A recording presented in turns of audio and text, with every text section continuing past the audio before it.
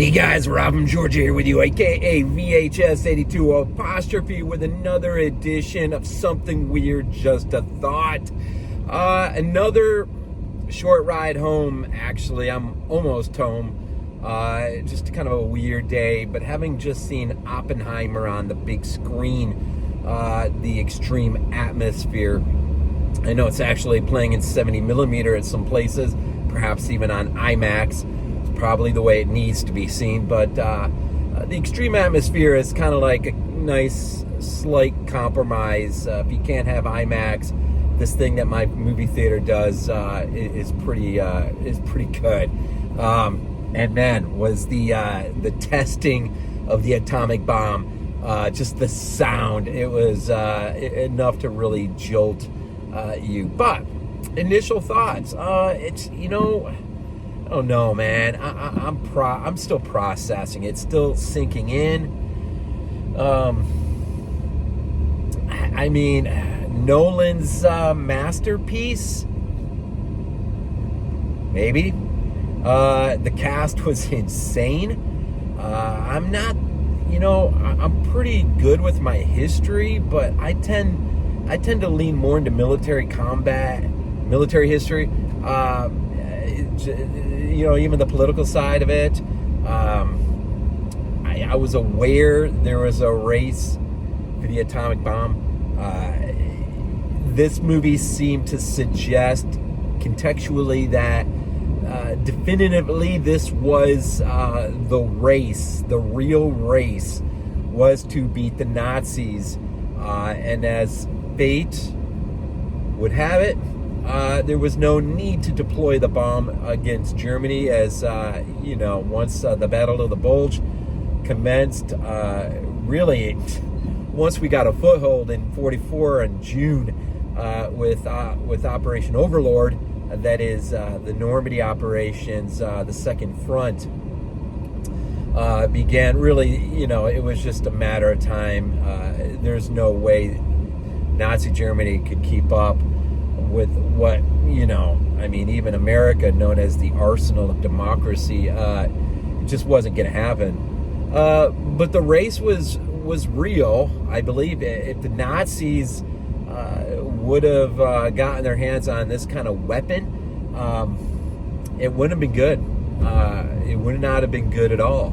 And so, it's interesting. Cillian Murphy, is that his name? Jeez, everything's just off the top of my head right now. Plays Oppenheimer. It was absolutely fantastic. The entire cast was fantastic. Practicals, the explosion was insane. I guess you just call them nightmare sequences. Oppenheimer's nightmare sequences. His great inquisitiveness in terms of the universe and how it expands and folds. Collapses, just the mysteries, theoretically, and I thought that was an interesting spin. Not spin, that's the wrong way to put it. It was an interesting angle to really heighten that idea, the theoretics of some things, and then seeing theory turn into a practical matter, which of course is a military weapon to be deployed against a people. And in this case, ultimately, the Japanese Empire, with how the bombing of Hiroshima and Nagasaki. I mean, does Japan capitulate? Probably not. What's the choice? And I thought the movie did a pretty good job of laying out the moral justification, as if. It did make a few comments in terms of dropping or deploying this kind of a massive weapon. I think it sort of raised the question, was it more to frighten the Soviets or to pummel already defeated Japan? That goes without saying, I think, in the sense that if you want certain victory, absolute victory over Japan, you only got really one of two choices. You're going to have to invade the mainland if that's what you want, to bring them to complete and absolute surrender, or you drop the bomb not once but twice and you force them to surrender on your timetable. But I'll say this: I watched this movie, and maybe it's just because I know the history. I know a lot of the history. I really watched this movie through periodic tears, if this makes sense. I just found myself wanting to cry. And maybe it's just the gravity of the nature of the development of this weapon and ultimately knowing what it's going to mean. I thought the movie did a good job in defining this definitive. I'm going to pull over here in a second because my thoughts are starting to.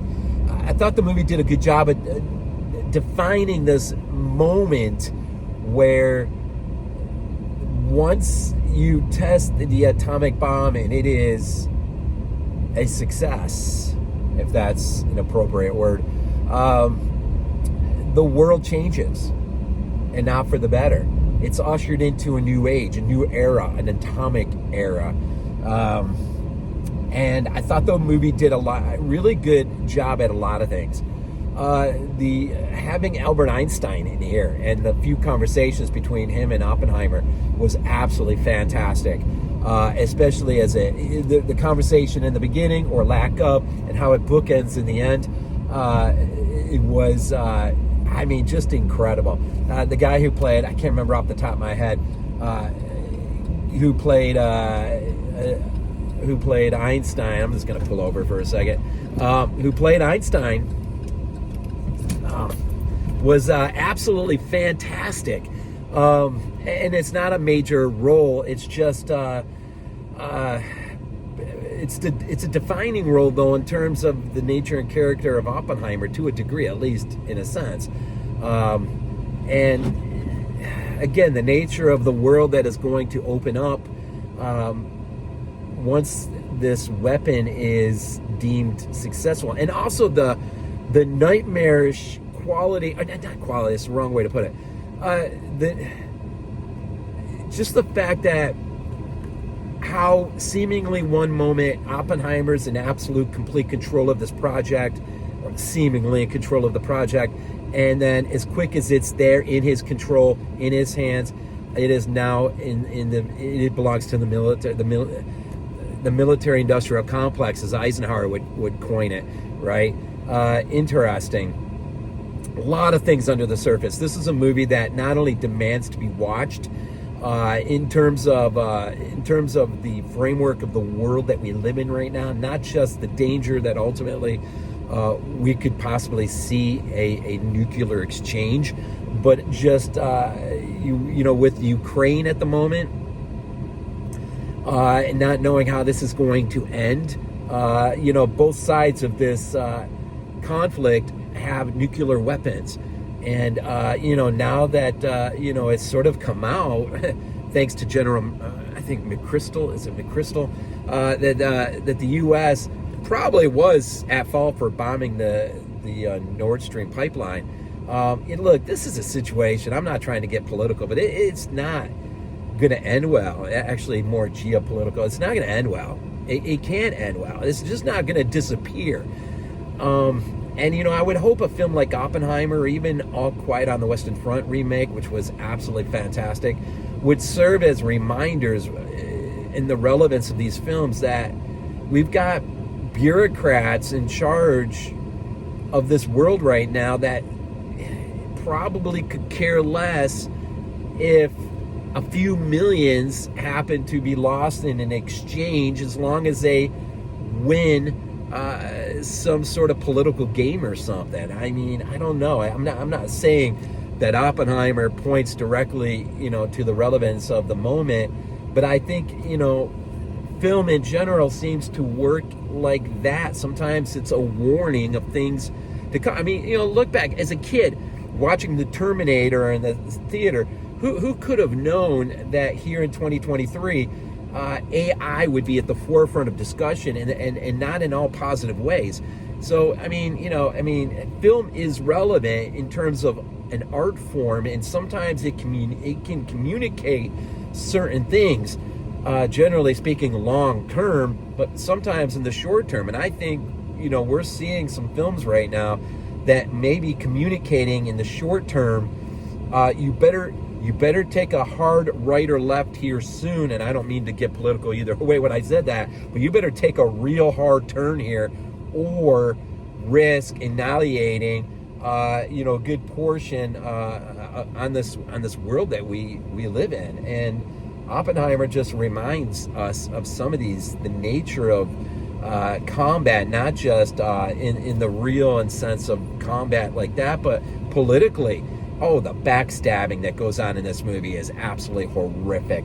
It's all a game, and this movie really does. You got to see this movie. This movie is, it could go down as Christopher Nolan's masterpiece. I don't know if I'll see it in the theater again, but I will own this on physical media, and I will relish any commentary tracks that are applied to this.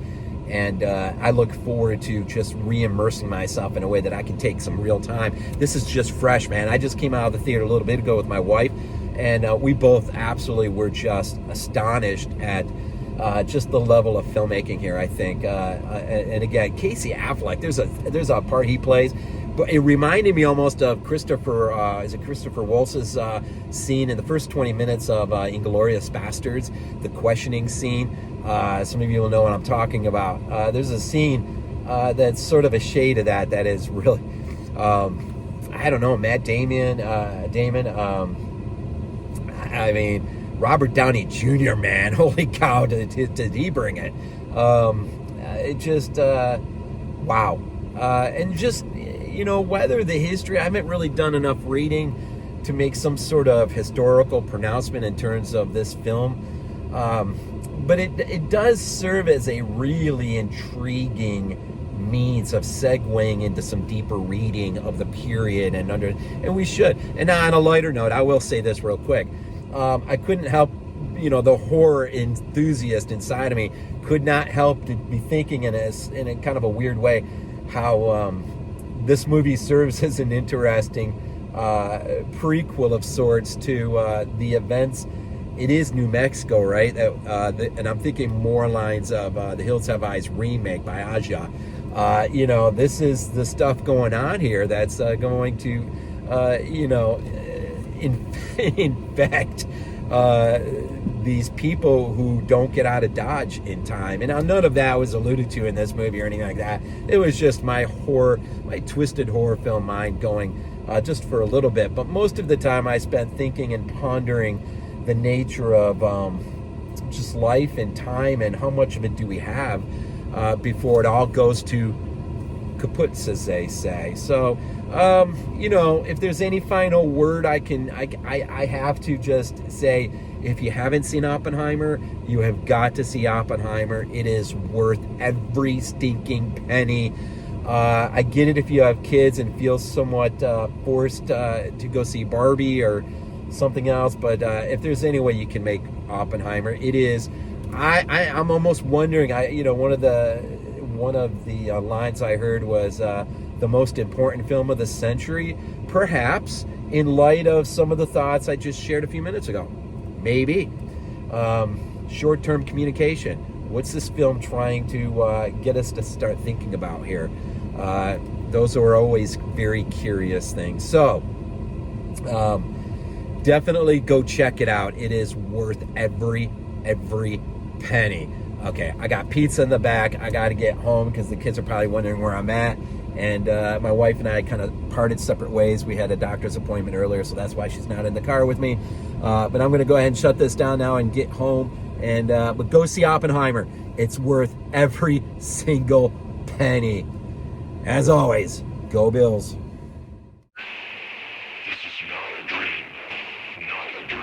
We might be useful to you.